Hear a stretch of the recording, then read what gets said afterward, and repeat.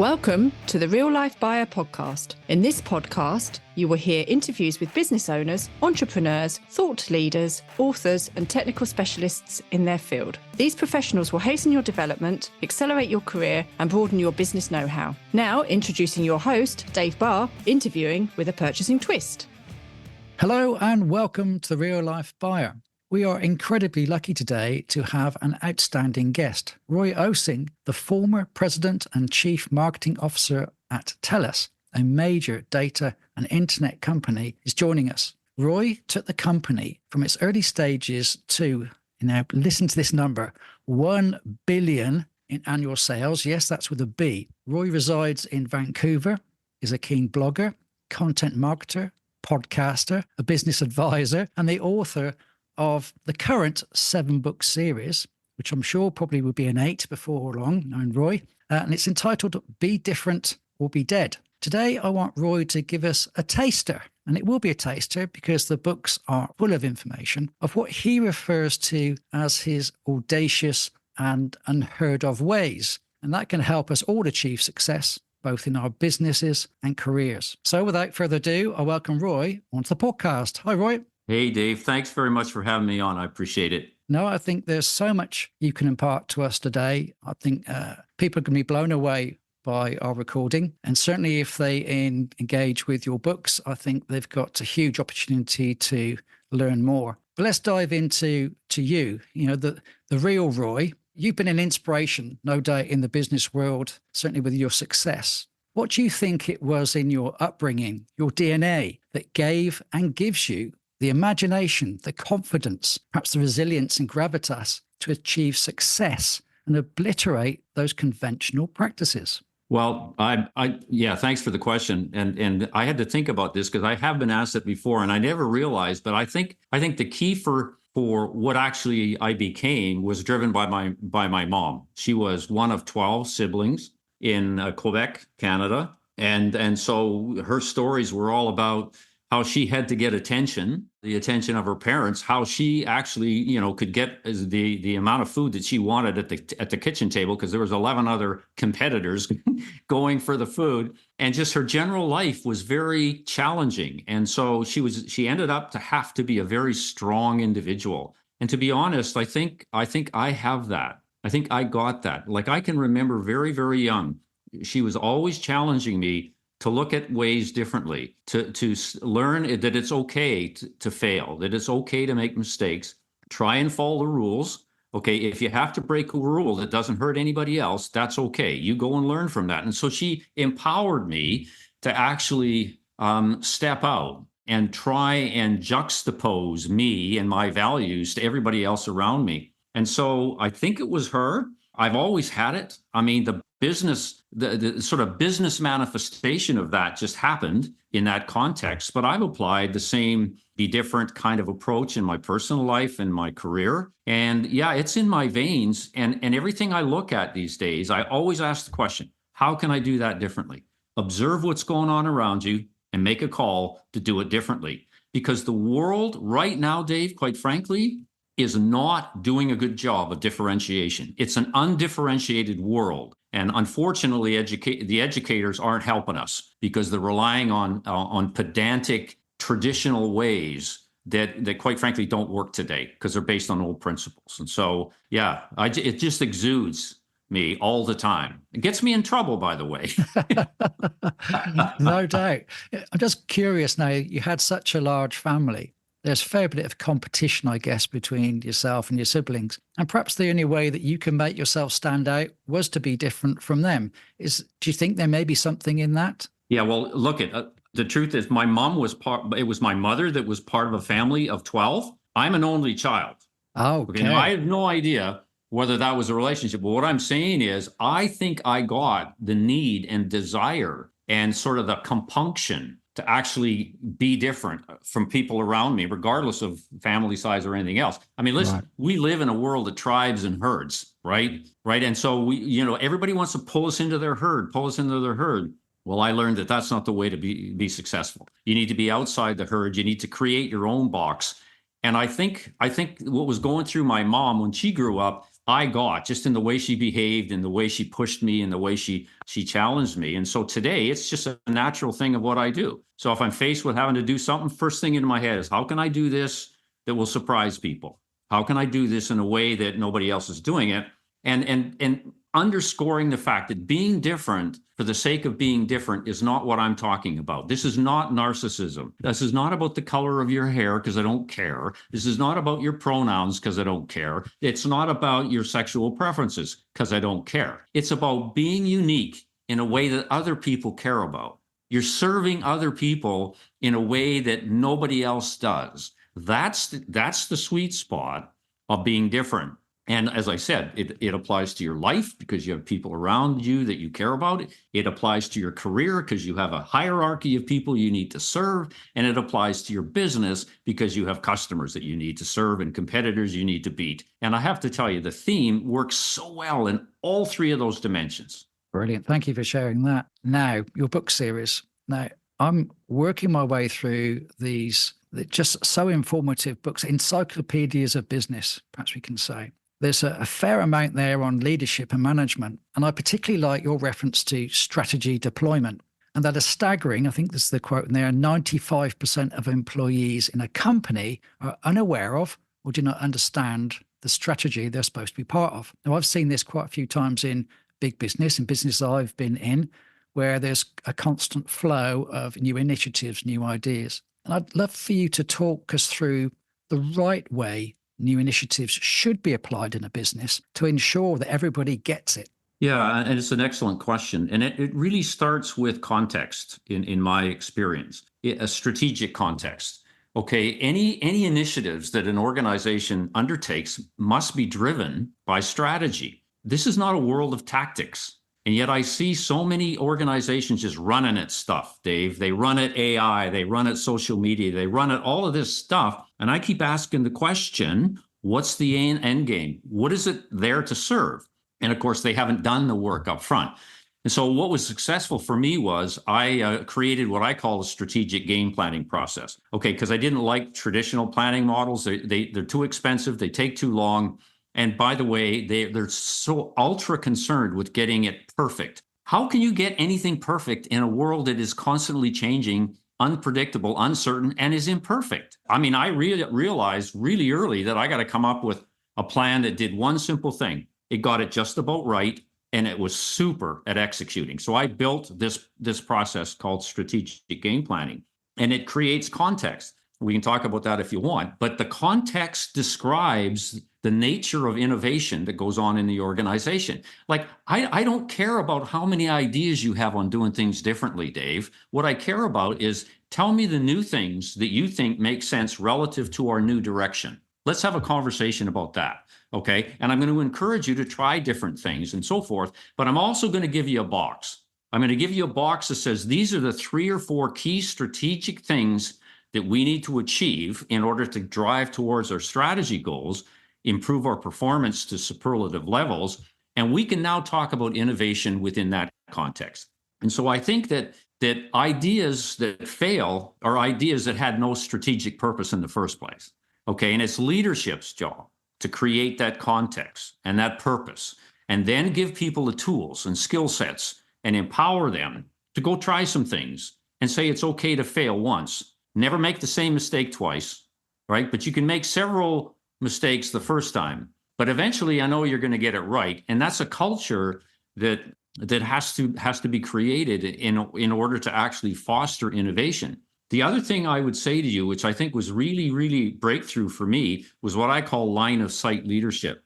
It's like the general state of affairs is that you have a plan and the leader just kind of declares the new strategy to the organization, right? And expects that everybody will get it and everybody will know what to do. That in effect drives my comment about 95% of the people don't get it, is because it's dumped on them, right? Line of sight, at least the way I practiced it, is that you actually translate that strategy into what it means for each and every individual in the organization. Yes, each and every organization. What does it mean to marketing? What does it mean to sales? What does it mean to internal audit? What does it mean to customer service? So the whole idea is to draw a straight line between the strategy and what you do day in and day out, right? And so you're going to try and identify the new things that you need to take on and the old things that are now irrelevant to the new strategy that you need to delete. By the way, deletion is a huge part of my concept of innovation, which people rarely jump onto, right? Everybody thinks that innovation is doing new things. No, innovation is about creating value for the organization. And if you get rid of irrelevance, a lot of it, you are creating a huge amount of value for your company. And so to sum it up, execution needs to be a fundamental fabric of the way you plan. So you need to choose a model, mine, because I'm the only one that talks about strategic game planning. By the way, we can do that in 48 hours, Dave. I mean, I'm working with small businesses today, okay, that we can sit down for 48 hours and we have a strategy for them, okay, that's not perfect in the sense that the academics would go, yay, wow, that satisfies all the philosophical ideologies, but it's perfect in the sense you can actually do something with it the day on the 49th hour. So get the planning context, leaders, translate what it means. It's hard work, but you have to do it. Do not delegate it to anybody else in the organization, right? You own that. I call it strategic micromanagement, right? I'm a believer in not delegating certain things, and that's one of them, all right? Creating meaning from your strategic direction for everybody in the organization is the sole responsibility of the leader of the business. Nobody else should actually be tinkering in that. So those are a couple of ideas that worked for me. Again, these are not pontificating ideas, Dave. I want to underscore all of the stuff that I'm giving you actually worked in the real world. And the proof point is $1 billion in annual sales, right? People will say to me, well, what exactly was it? And I go, it wasn't one thing. It's a whole bunch of little common sense, simple things that lit fires in people that together helped us move the performance of the organization because it was all execution based. It was not intellectually based. I don't mean it the way I said it.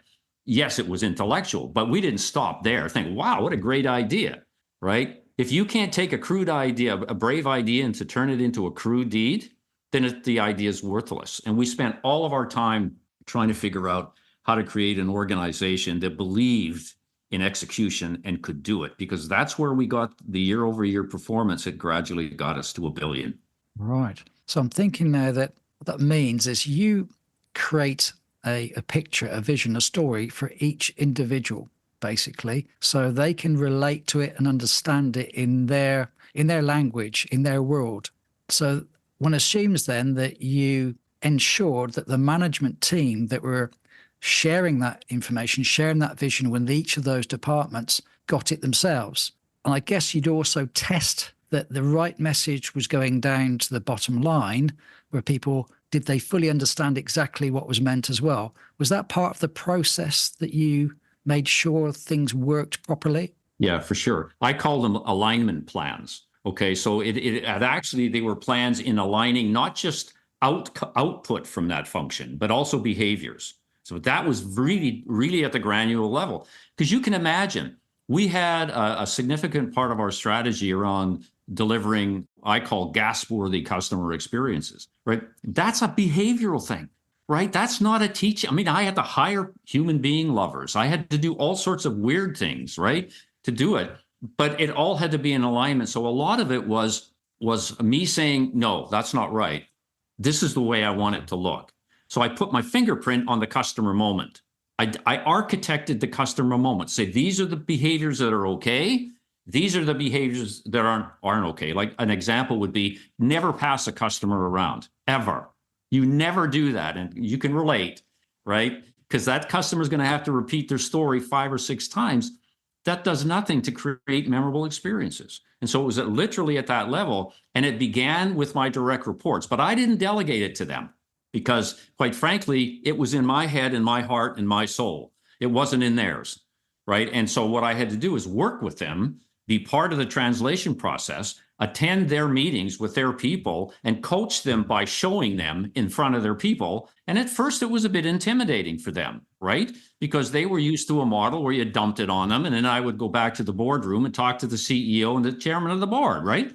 Well, that's not what Roy did. I didn't dump it on him. I said, okay, let's do this together. Bring your people on. You're safe. I understand it. I understand maybe apprehensive, but you're safe. You're safe with me because this is new for you too. So let's go on. And after what happened is after a while, it's kind of like I imprinted on them what I wanted them to do by showing them. And to me, that's good leadership. I'm sorry, that's not, getting in the engine room. Well, it is. Strategic engine room is okay to be in because nobody else has that role, right? And so, yeah, and it was very, very onerous. It took a while to do this. Like I had, 8 or 9,000 people eventually in this organization. We kept tweaking the strategy, right? Strategy wasn't set in stone, right? It was a function of results and what we had to do. So the translation process was a constant thing that had to be done. Wow, I'm sweating just thinking about the hours that we put in doing this. And people used to say to me, "Are you crazy? What are you doing this for? That's not your job." And I would say, "Yeah, it is my job." And people to this day, and I will run into them in a mall somewhere, and they remember this stuff. They remember. It feels good. And one of the things you touched on there, which resonated with me, was about the customer not being passed. And thinking about customers now, I'm sure you've experienced it as well. It's very difficult for a customer to speak to a business now. You have every opportunity to stop that happening by putting in these chatbots and all these other things. How many hours do people spend trying to call a company to get a human being to talk to them back? What's your thoughts on the companies that seem to be focusing on AI responses rather than human interaction and these great big boiler rooms of people that almost like fend off customers? Oh, thank you for the question, Dave. That's a freaking great question. It goes back to this whole thing of creating the right context. Like the people, the organizations that do that chase things like AI and chatbots and trying to drive costs down in call centers. And so they don't have, a concept or a strategy that's literally there to drive memorable customer experiences. Or if they do, they're lying to themselves and they actually think the technology can do it for them. Not on my watch, never. And so, I would always say to people, look, if you're going to chase a tactic, first of all, try and fit it into your strategy somehow. And if it takes you a long time to sort of rationalize it, it's the wrong tactic to chase. But start out with saying, what are the key things that we need to do to take customers' breaths away, for example? What are the pinch points that are going on today? Okay, so for all you business leaders out there, I want you to go back into your organization and look for pinch points. If indeed you want to create amazing experiences, and my advice is you do, okay, because that's one of the things that clearly differentiates one small business from another is the extent to which customers are treated in a delicate manner, and it just blows them away. So go back and look at the pinch points. Okay, what are the things that you're doing that don't line up with that? And kill them. Okay, kill them. I don't care what else it's serving. Okay, and it may be a whole bunch of your FAQs, and your website's got to be looked at, all that kind of stuff, and end up coming up with a plan that says, look, these are the 3 critical things that we need to do, okay, to deliver into that amazing experience realm. And the first thing you need to do is you need to be 100% flawless on delivering your basic service or product. Because if you can't do that, then you'll never earn the right to have a dazzling experience with any customer, right? And so the fundamental concept of service experience design is get your core service right 24/7 by 365. Get that done. So regardless of what you're delivering in terms of your product, got to be 100% reliable, got to meet 100% of the promises you make. Then you go to the second level, which is how am I going to make the customer feel when they transact to get my core service? That's the experiential piece. And the key to this is really simple. You need to hire people that love human beings. Okay, if you have people that would rather be writing code or would rather be looking for AI applications, then put them in those functions. Do not put them in a customer serving role.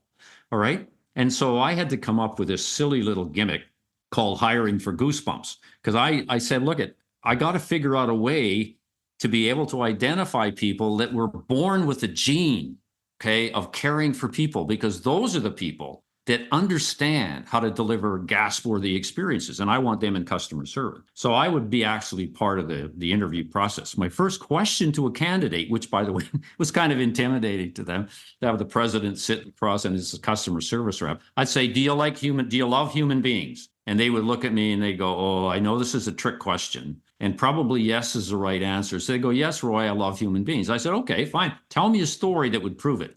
This is what separated the people who just kind of intellectually got the notion and the people that were born with the DNA of serving others. Because the intellectualization person would kind of give me a cold story, that they thought was spun, and it would left me like cold, and I'd just show them the door. But the person that was really born with that gene, they would tell me a story, Dave, that was rich with passion, detail, caring, emotion. And guess what it did? I got them right now. It gave me goosebumps. I just hired that I got goosebumps right now, because that's the kind of feeling you get when you're in the presence of somebody like that, right? That's the way you want customers to feel. You want to give them goosebumps.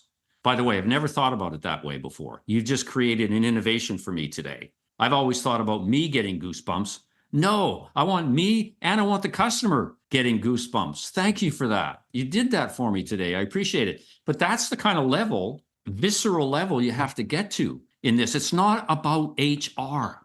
It ain't. It's about how human beings relate to one another, right? And getting that person that really has this natural ability. Like, you can't train people to do this, Dave. You can't teach people to and train people to love people. You can teach them how to smile, right? And you can do all that, but you can't teach them and train them how to love people. So that's a recruitment issue. Silly little story, but I got to tell you, it caught on like wildfire. And I did the same thing. I had my direct reports sitting in the room with me while I was doing this, so they got it. And imagine a customer service rep, potential candidate, in a room with a president of the company. Do they think their position is important? Absolutely. You better believe they think it's important. So it was just one of the little things I did. Yeah, that's a great story. And it's right that we like to think we say buy things on logic, but we actually most of the time are buy on emotion. And it's the emotion 100%. that people remember. And, was your last experience with the company that you got passed from pillar to post, went from chatbot to chatbot, sent back to the website? Did that feel for you was something you want to share? It did, but it was blooming negative, I suspect. Well, the thing is, what happens to me is, they're crazy to put me through that, because by the time I finally get a human, I'm mean and cranky. I'm crusty. Exactly. Yeah. I'm grumpy as hell. And the human being, the server rep, is going, well, what did I do? So they don't get the fact that I've been dragged through technology, and I'm really pissed by the time I got to see them, right? So unfortunately for them, but the good ones, they know how to manage me. Yeah. They do know, and they weren't taught it. They just knew how to do it. And I always, by the way, I always mention it. I said, you know what? I'm sorry. I know I was grumpy coming in, but you did an amazing job. And they just, I can feel it. They just light up on the other end of the phone. They go, thank you so much, Mr. Osing. I really It'd be nice to feel appreciate it. recognized in a positive way than just receive the brunt of people's frustration. So, Yeah, exactly. Yeah. Now, while we're talking about these things, the words best practice comes into mind. I see that subject being talked about in your book. It's something that most people, most big business refer to. What is best practice out there? Let's emulate best practice. And you have a very different thought process on this. Can you share that? Yeah, it's basically really simple. Competitive advantage in being different is exactly the opposite of following a best practice. Okay, even if you're a fast follower, you're still a faster copycat. And so the whole notion of being different is about differentiation. It's about creation. It's about innovating newness, creating new boxes. It's not about copying anybody. And so I actually think people that tag, following best practice as an innovative approach is intellectually dishonest. It's not. You can never justify to anybody why copying somebody else is innovative and creative. You can't, okay? You just can't do it. Plus, look, there's so much of that going on these days. And unfortunately, it's being supported by what I would say academic narratives that bleed best in class and best practices. You're absolutely right. People say, well, what should I do here? Instead of saying what Roy does, which is, how can I do this differently? they say, who's best in class? And I call it gargling Google. All right. So I'm not a Google gargler, say that fast. Okay. In the sense that people normally go there and say, well, let's find what somebody else has done. And then they proceed to mistakenly believe that they can take that practice, execute on it, and they will get some strategic advantage. Let me say this to your audience. There are no strategic benefits whatsoever in following best practices. All you're going to do is maybe achieve some efficiency gains, right? But you will never achieve competitive advantage. You'll never achieve strategic uniqueness. You'll never achieve being the only one that does what you do, which is the ultimate expression of being unique. You will never do that. And so you're right. I spend a lot of time basically beating up the concept of a best practice. Okay, I want to see people come up with what I call the only practice. Now, what's an only practice, Dave? An only practice is something that you and only you do. Okay, that's what I want to see. That expression of unmatchability, right? Unsurpassability, remarkability, okay, unit of oneness. That's the world that I want to see us move towards. And unfortunately, right at the moment, we're not even close. Strategic gains don't come from copying. And yet people keep talking about using best practices as a vehicle to get there. So it's like impossible. I'm sure we've already sparked a lot of thoughts in people's minds. I'm thinking about those business leaders out there now that have steered a stable ship. They've done things perhaps conventionally. And this chap on this podcast has shaken their tree a little bit. Now, for those who maybe think, well, hold on a minute, this guy's got a lot of things to say that I agree with, but I've not done things in this way before.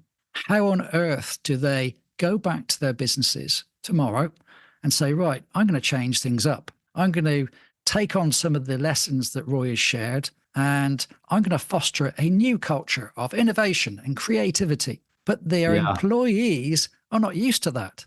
So how do they go into work tomorrow and change the story, change the whole culture of the business so they can start taking on board some of your expertise? Well, the first thing they do is they need to assess whether in fact they can do it. Okay, because look, this is not stuff that's off the shelf. This is stuff that was a success, that failed on occasion, etc., over a span of like 3 decades. Okay, so this is not kind of like an a la carte approach to building innovation and creativity in an organization. It starts with completely blowing up your existing model and starting over again and being led through a process, okay, very deliberately with somebody who understands the nuances of how to get there. Okay, so it's I would say, and I'm not pitching work here because I don't need it, right? But I'm saying for somebody that really, as a result of this, really wants to make a difference, I want to have a conversation with that person. Okay, because it's important to me that people that want to do this do it right. And maybe there is a way to do it right, depending on the nature of engagement. But this is not something that's like a marketing 101 or a sales 101 or a strategic planning 101, Dave. It just isn't. And I'm not saying it's so complicated that you need to spend money on a consultant. I won't say that. What I will say is it's a different way to think about things. And you may want to have some help from somebody that's actually done it, right? The worst thing to happen, okay, would be that you would fall on your face and you would go back and try something under the guise of creating a different organization with a culture of innovation ethic, only to have it fail. Because all that does is to people around you say, oh, well, flavor of the month. You know, I knew it was coming. We failed, and I'll never listen to this person again. That's part of the problem. So leadership currency and credibility can suffer extremely. But in process terms, okay, what I would do is take a step back and say, okay, we need to redefine who we want to be when we grow up. In other words, we need to create that strategic game plan context that will now henceforth, and it's not going to take long to do it, but it will govern everything we do. And we will get to the objectives and the strategic imperatives that make sense for you, but we will do it in a contextual way. We will not chase tactics. We will not follow best practices. I mean, I got probably more faith in the leaders of businesses than they do of themselves. And all I do is pull it out of their heads, Dave. And I can do that because I can see where they are. I can see them. I know them because I've been there and done it. And so, I mean, I welcome somebody that wants to get up and get going. Just be careful because this is a moment of truth. You don't want to screw up. Yeah, because if you make a mistake again now, then people will say, "Oh, here we go." As you say, we've had this before. He's read another book. If we keep if we Yes. keep quiet and just nod wisely, then it will gradually go away. Yeah, that's exactly. I did that a few times. Indeed. Now, That's right. there's one reflection I've got here, and again, it's about a reference from your book, and that's you refer to the bear pit. Now, this is quite an uncomfortable experience, I suspect, for many a leader and manager. I've heard it referred to, perhaps in a different way, as like a 360 appraisal. Now, whether that's accurate enough, then that's another thing. But you can explain this now. That the bear pit sounds pretty scary. Can you explain what's the best description of this and how it can be used in the right way to get the best relationship between a leader and their people? Yeah, and I'll go up a level because I want to get closer. I want to put my butt against my strategy and say to you, everything I do is driven by what my butt feels. So that's the line of sight thing, right?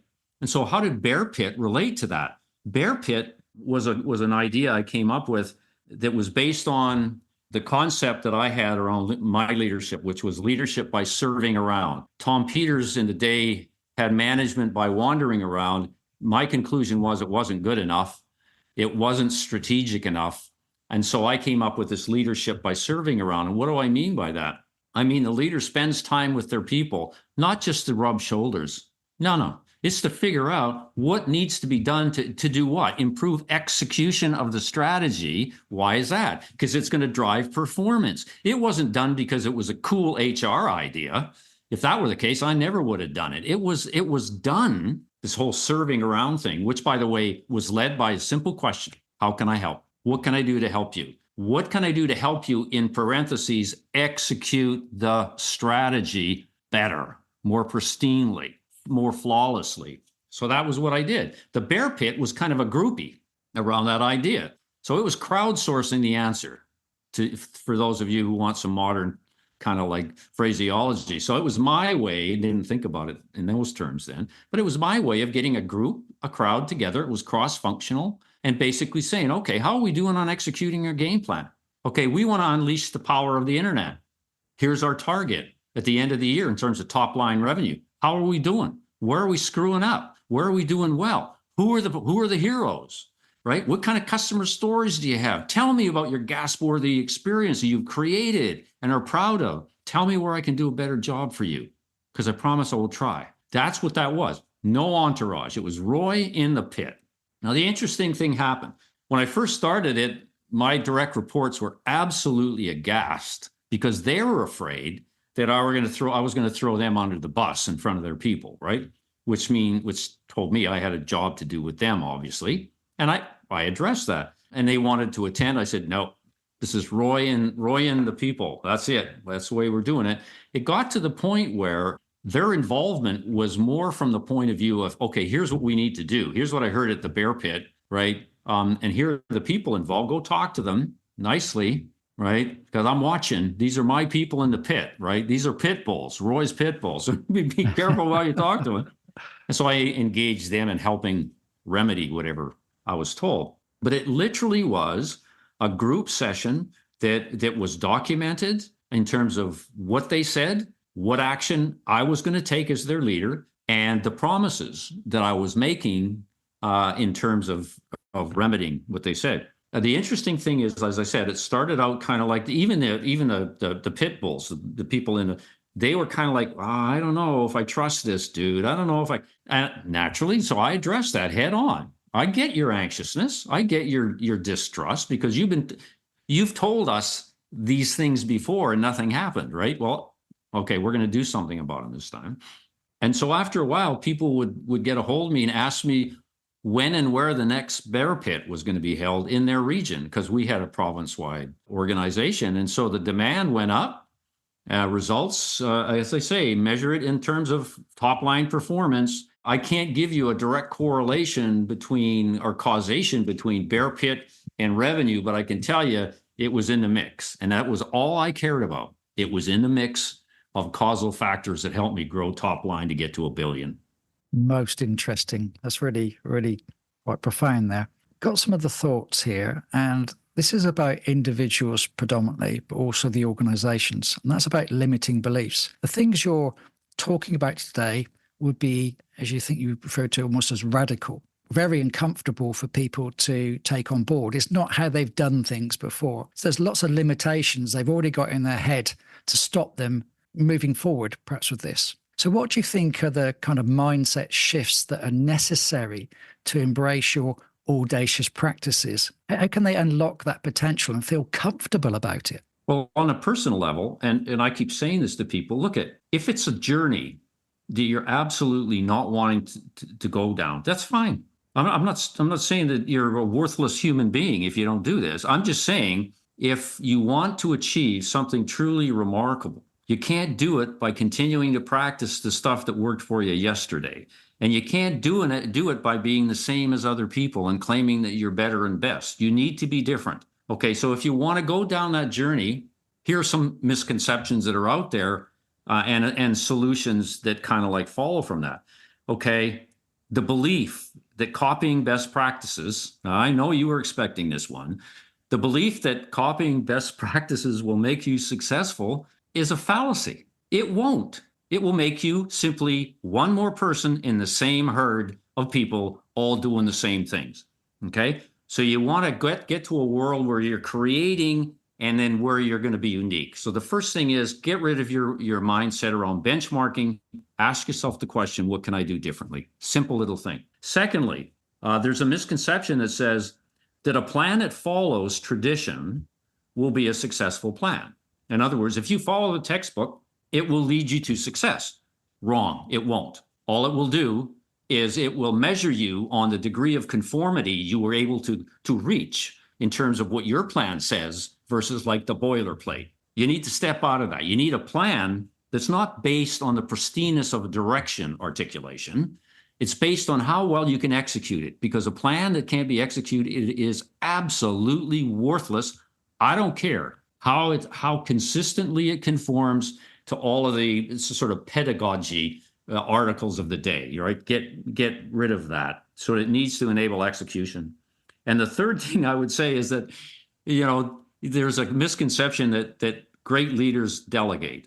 Great leaders, audacious leaders, delegate certain things, and they do personally other things.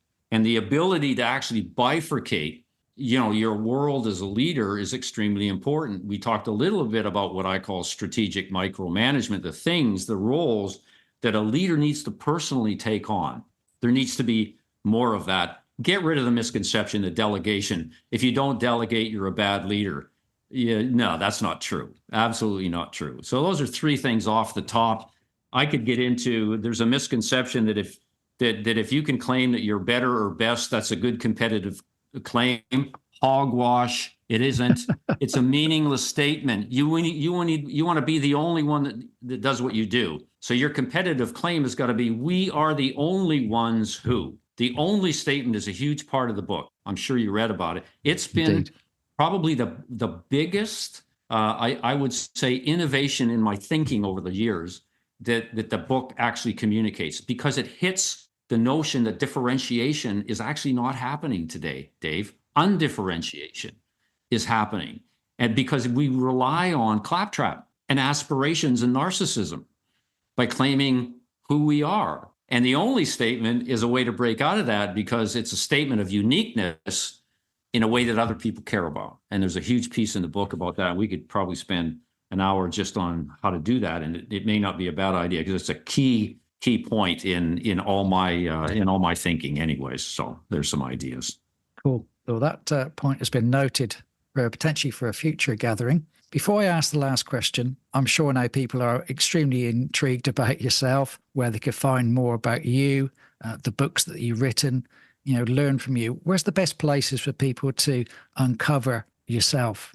So I've got a website, bedifferentorbedead.com. I'm sorry for the number of letters, but I wanted it to be unique and bedifferent.com was taken, and it didn't really say what I wanted to say anyway. So bedifferentorbedead.com.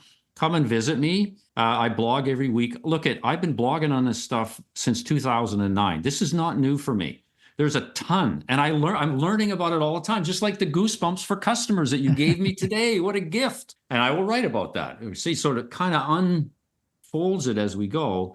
So there's a lot of content on my site for those of you who want to learn more about this and that. And then the other thing, and if you want to check out my books, there's some pages on that as well. And then I've also got an email, roy.osing@gmail.com. And I'm really happy to converse one-on-one with people.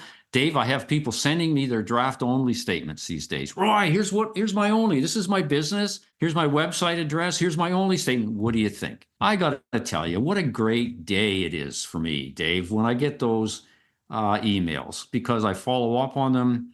Of course, it's all pro bono help. I mean, I'm not here. I'm paying it forward.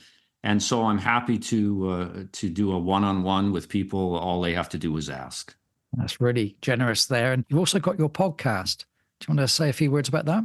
Yes, this is something that I actually just started doing about a couple of months ago. It's called Audacious Moves to $1 billion. Is my podcast, and what I'm trying to do again is just articulate and deal with the content of the book in different ways. I'm a believer that everybody learns in a different way. There's no kind of like boilerplate sort of context architecture that appeals to everybody. And so the podcasts with the blog posts, with what we're doing here in podcasting as a guest, my hope is that all of those three in their own way will appeal to different folks and aid in the understanding of what we're trying to do. But yeah, come and visit me on Audacious Moves to $1 billion. Yeah, you're going to hear about hiring for goosebumps. You're going to hear about killing down rules. You're going to hear about cutting the crap, all the stuff that I did to help me along my way. So come on and check it out.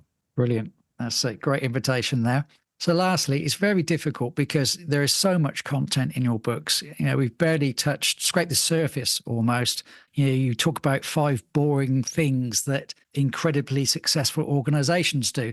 There's every single chapter, there is something in there. Now, there's no way we can talk about all that today. We'll be here forever. But if you had to pull out a few things beyond what we've already discussed that would really help businesses, that certainly the SMEs that are struggling today, we're hearing about businesses that are failing perhaps at a greater rate than they have for quite some time. Even the big boys out there with the big names, some of those are failing. Certainly in the UK, we're seeing that on the high street. What sort of things would you share today to help those people in that difficult situation? Like, I'm a firm believer that the people shouldn't have to drink through a fire hose, okay, in terms of ideas and so forth. Because I believe in focusing and distilling things down into a few manageable things.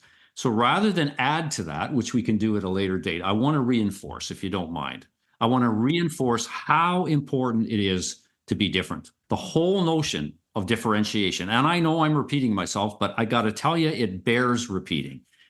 I want you to think about being the only one. Go check out what that means. The biggest problem that businesses have today, whether they be new businesses or established businesses, is they have not declared a unique position in the market for themselves. They are unable to answer the question, why should I do business with you and not your competitor? Okay. And the reason that they're unable to do it is the evidence today shows that their answers to that question are things like, we're number one, we're the best, we're market leaders, we're the first. Okay, it's their view of themselves. And that's where I come up with this whole declaration and observation that we live in a narcissistic world. And that, unfortunately, is being manifested in the competitive claims that are out there. So the very, very, very first thing you have to do is start thinking about being different in a way that people care about, not in a way that you think is cool. That doesn't matter. It's got to be. The second thing is you need to get your strategic context right. We've talked about this in this podcast. Strategic game plan is built to execute. This is not about the pristineness of your intellectual thinking, okay? Because thoughts achieve nothing. Action and passion and emotion, that's applied to thoughts. That's what achieves it. So you can't stop at how cool the idea is, right? You got to get to, how am I going to get in the trenches, get dirty, get your fingers dirty, get dirt under your nails to make this happen. And there's a way to do that. And it worked for me and it'll work for you.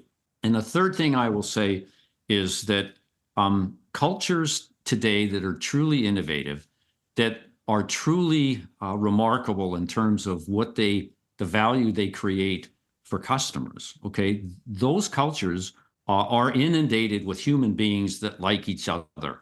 I know this is pedant. I know this is basic stuff, Dave, but listen, it is a basic problem that we have. It's not about technology driving you. It's about using technology to achieve your strategic goals, right? On the backs of humans. You always want to have humans there and try and think about getting the right quality of people that love others, empowering them to do what they know is right for others, training them, giving them the skills and competencies of your business. And that's where I come and say, look, I can teach you what an internet service is, but I can't teach you how to love human beings. And that's the difference. And so if all you got from this podcast was the importance of differentiation, a strategy context to execute, and hiring people, having a mosaic of humans in your organization that actually love each other, then you are well on their way to $1 billion in sales. I guarantee it. Brilliant. Thank you very much, Roy. I do look forward to speaking to you again. It's been a wealth of information you've shared today. I really suggest people go and listen to your podcast, purchase your books, and see so much information in there, so many ideas that they need to think about in a, shall we say, a very profound way. So thank you for sharing today. Thank you very much, Dave. And I'm honored to have been invited. I really am. You did a great job. Excellent. Bye. So there's another Real Life Buyer podcast. I do hope you enjoyed it and it has given you some ideas and inspiration for greater action and achievement. Don't forget to subscribe so you don't miss out on future episodes, and a 5-star review would be most appreciated. If you would like to discover more about me and what I do, take a look at www.thereallifebuyer.co.uk. Bye.